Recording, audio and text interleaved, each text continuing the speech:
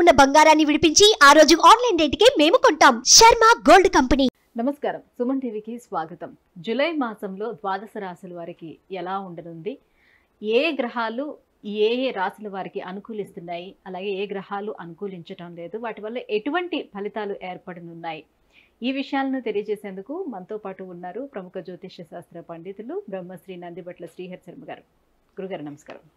వాగర్థావివ సంపృక్తౌ వాగర్థ ప్రతిపత్తయే జగదఃపితరౌ వందే పార్వతీ పరమేశ్వరౌ. సదాశివసమారంభాం శంకరాచార్య మధ్యమాం అస్మదాచార్య పర్యంతం వందే గురుపరంపరాం.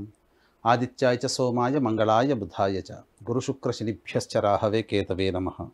గురుగారు, మిథున రాశి వారికి ఈ జూలై మాసంలో ఎలా ఉండనుంది, నవగ్రహాల సంచారం ఎలా ఉంది, ప్రథమార్థం ఎలా ఉంది, ద్వితీయార్థం ఎలా ఉంది? మిథున రాశి వారికి చూసుకున్నట్లయితే ఈ యొక్క గ్రహ సంచార ప్రభావము 12వ తారీఖు వరకు లాభస్థానంలో కుజుడు, వ్యయస్థానంలో 12వ తారీఖు నుంచి ఈ నెలంతా కూడా కుజుడు వ్యయస్థానంలో గురువుతో కలిసి ఉంటాడు. ఇక తదనంతరం రాశిలోనే శుక్ర రవి సంచార ప్రభావము, అలాగే ద్వితీయ స్థానమందు బుధ సంచారం 19వ తారీఖు నుంచి, మరియు శుక్రుడు 6వ తారీఖు నుంచి ద్వితీయ స్థాన సంచార ప్రభావము పెరసి కొంత యోగదాయకమైనటువంటి పరిస్థితి అనేటువంటిది ఈ యొక్క మిథున రాశి వారికి ఉంటుందని చెప్పవచ్చు. ఇక దశమ స్థానంలో రాహువు, చతుర్థ స్థానంలో కేతు యొక్క సంచారము విశేషించి కొంత శుభ ఫలితాలు కలుగుతాయి. అవేంటో అవన్నీ మనం ఈ కార్యక్రమంలో ముందు చూసుకుందాం. ఇక నవమ స్థానంలో శని సంచారం, ప్రత్యేకించి ఈ యొక్క జూలై మాసం నుంచి ఈ యొక్క శని భగవానుడు వక్రీకరించినటువంటి కారణం, ఈ కారణం చేత ఏ రంగాలలో ఎక్కువ పనులు చేయాల్సి వస్తుంది, ఎక్కువ పట్టుదలతో ముందుకు వెళ్లాల్సి వస్తుందో తెలుసుకుందాం. ఇక ముఖ్యంగా గమనించుకున్నట్లయితే శుభయోగములు ఆనందంగా ఉండేటువంటి రోజులు ఈ యొక్క మిథున రాశి వారికి జూలై మాసంలో ఏ రోజుల్లో ఉంటాయో మనం తెలుసుకుందాం. ముఖ్యంగా 5, 6 తారీఖుల్లో మానసికమైనటువంటి ఉత్సాహం అధికంగా ఉంటుంది. అనుకున్నటువంటి పనులన్నీ కూడాను ఏవైతే ఉంటాయో అవి కార్యరూపం దాల్చడానికి మీరు అడుగులు ముందుకు వేస్తారని చెప్పవచ్చు. ఇక ప్రధానంగా విశేషించి ధనపరమైనటువంటి సమస్యలతో ఇబ్బంది పడేటువంటి వారికి ధన ప్రాప్తి, లేదా వ్యాపారం కుంటుబడి ఉంది, డబ్బు రావట్లేదు, ఏ ప్రయత్నం చేసినా ధనలాభం కలిసి రావట్లేదు అనేటువంటి ఆలోచన చేసే వాళ్ళకి ఈ యొక్క జూలై మాసంలో 10, 11, 17, 18, 19, 20, 21 విశేషించి ధనప్రాప్తి కలిగేటువంటి అవకాశాలు ఎక్కువగా ఉన్నాయని చెప్పవచ్చు. ముఖ్యంగా ఉద్యోగ సంబంధంలో ఉన్నటువంటి వారికి, ఉద్యోగ బదిలీలకు సంబంధించినటువంటి ప్రయత్నాలు ఉన్నటువంటి వారికి ఈ యొక్క మాసాంతంలో 26, 27 తారీఖుల్లో శుభ వార్తలు వింటారని చెప్పవచ్చు. నూతన ఉద్యోగ ప్రాప్తికి సంబంధించినటువంటి ప్రయత్నాలలో అనుకూలమైనటువంటి యోగము మీకు 26, 27 తారీఖుల్లో ఒక శుభవార్త జరుగుతుందని చెప్పవచ్చు.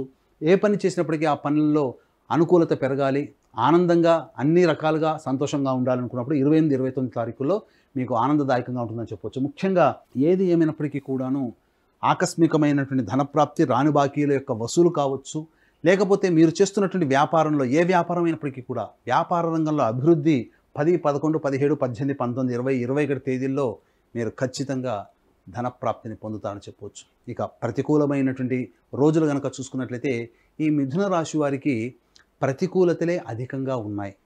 కాబట్టి ఆత్మవిశ్వాసము, మొక్కవోని ధైర్యంతో, పట్టుదలతో ఎక్కువగా పనులు చేయాల్సినటువంటి పరిస్థితి.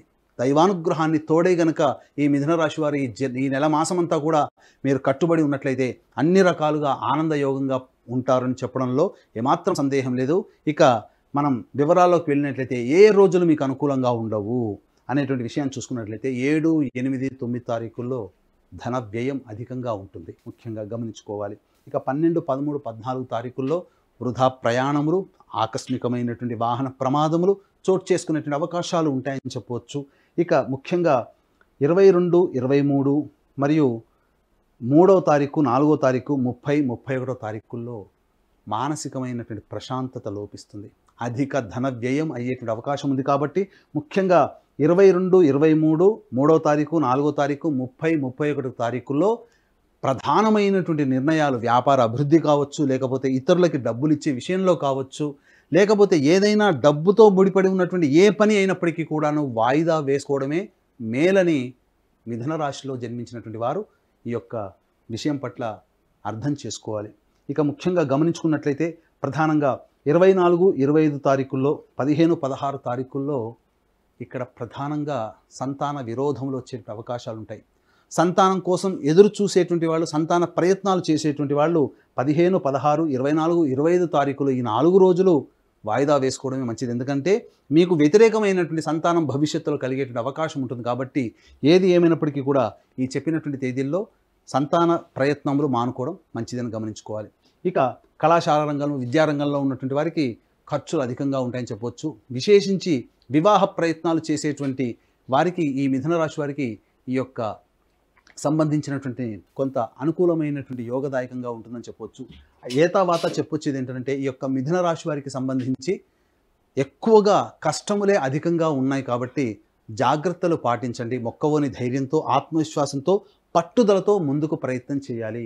ఇక ముఖ్యంగా మిథున రాశి వారికి నవమ స్థానంలో శని వక్రీకరించినటువంటి కారణం చేత ప్రధానంగా విద్యకు సంబంధించినటువంటి చేయ ప్రయత్నాలు కొంత 1కి 2 మార్లు ప్రయత్నం చేస్తే తప్ప మీరు స్లాట్ పొందలేరు అనేటువంటి విషయాన్ని గమనించుకోవాలి. అలాగే పిత్రార్జితం కావచ్చు, స్వార్జితం కావచ్చు, లేకపోతే కోర్టు సంబంధించినటువంటి వ్యవహారాల్లో మీకు ఎక్కువగా 2-3 సార్లు వాయిదాలు జరిగేటువంటి అవకాశాలు ఉంటాయి. కాబట్టి జాగ్రత్తలు పాటించండి. ఏది ఏమైనప్పటికీ కూడాను మిథున రాశి వారికి ఈ యొక్క నెలలో దైవానుగ్రహం తప్పనిసరైనటువంటి విషయాన్ని గమనించుకోవాలి. ఇక దశమ స్థానంలో రాహు, చతుర్థ స్థానంలో కేతు యొక్క సంచార ప్రభావము ప్రతికూలమైనటువంటి ఫలితాల నుంచి మీరు బయటపడడానికి మీకు మార్గము సుగమము అవుతుంది. ఆ సుగమమైనటువంటి విషయాన్ని మీరు గుర్తెరిగి దానికి తగ్గట్టుగా దైవానుగ్రహము ఆత్మవిశ్వాసంతో ముందడుగు వేస్తే అనుకున్నటువంటి ఫలితాలు పొందుతారని చెప్పడంలో ఏమాత్రం సందేహం లేదు. అలాగే ఈ యొక్క జూలై 21వ తారీఖు రోజున గురు పూర్ణిమ. కాబట్టి దక్షిణ కైలాసంగా పిలువబడేటువంటి శ్రీకాళహస్తిలో రాహుకేతుల యొక్క పూజ మరియు విద్యార్థుల కోసం ప్రత్యేకించి సరస్వతి దక్షిణామూర్తి హోమాలతో పాటు వృషభ, మిథున, కర్కాటక, సింహతుల, వృశ్చిక, మకర, కుంభమీన రాశిలో జన్మించినటువంటి వారికి శనిదోష పరిహారార్థమే శనీశ్వర హోమం, అఘోర పాశుపత మంత్ర హోమంతో పాటు విద్య, ఉద్యోగం, అనారోగ్య సమస్యల నివారణకి 18 రకాల హోమాది కార్యక్రమాలు కేవలం 1500 రూపాయల రుసుముకి మీ గోతనామాలతో చేయించడం జరుగుతుంది. అలాగే సంవత్సరం అంతా ఈ యొక్క కార్యక్రమం నమోదు చేసుకోదలిస్తే కార్యక్రమం తదనంతరం కాంటాక్ట్ చేసి పూర్తి వివరాలు తెలుసుకోవచ్చు. అతి కొద్ది మంది మాత్రమే ఈ యొక్క కార్యక్రమం అనేటువంటిది గురు పౌర్ణమి సందర్భంగా జూలై 21వ తారీఖు రోజున జరుగుతుంది. కాబట్టి అవకాశం ఉన్న కార్యక్రమం తదనంతరం కాంటాక్ట్ చేసి పూర్తి వివరాలు తెలుసుకోవచ్చు. గురుగారు, మరి ఈ ప్రతికూలతల నుంచి బయటపడాలంటే ఎటువంటి పరిహారాన్ని పాటించుకోవాలి? ప్రతికూలతలు అనేటువంటి మిథున రాశి వారికి ఈ సంవత్సరం అనగా ఉన్న 31 రోజుల్లో 17 రోజులు ప్రతికూలంగా ఉంటున్నాయి. కాబట్టి జాగ్రత్తగా, ప్రతికూలం అనగానే భయపడాల్సినటువంటి పని ఏమీ లేదండి.